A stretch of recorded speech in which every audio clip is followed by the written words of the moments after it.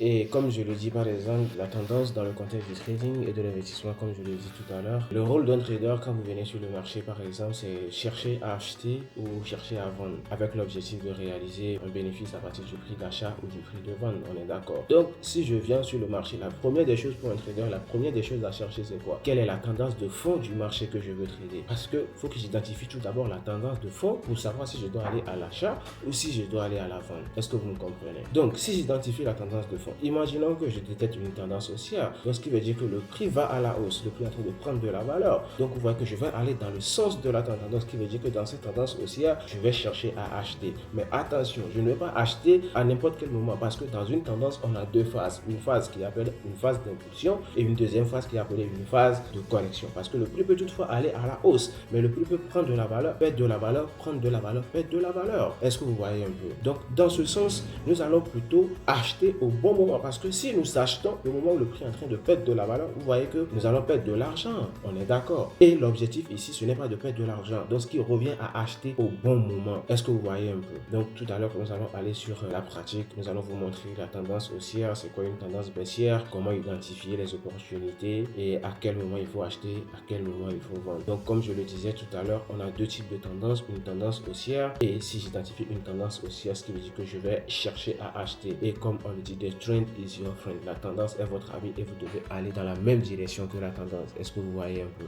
Donc ici également, on a une deuxième tendance qui est la tendance baissière et c'est quand le prix perd de la valeur. Est-ce que vous voyez un peu? Donc là, ici tout à l'heure, nous allons voir maintenant les caractéristiques d'une tendance haussière parce que c'est avec ça que le marché discute avec vous. Quand vous venez sur le marché financier, il va falloir que vous compreniez le langage financier parce que si vous venez, il va falloir que vous lisez dans l'information du marché parce que le marché discute avec vous, c'est-à-dire le code du marché avec des caractéristiques. Mais là, ici, vous n'allez pas discuter avec le marché comme je suis en train de discuter avec vous. Est-ce que vous voyez un peu? Vous allez parler avec le marché en langage financier. Il va falloir que vous compreniez comment lire la tendance, comment comprendre également l'information que le marché vous donne à chaque mouvement. Est-ce que vous voyez un peu?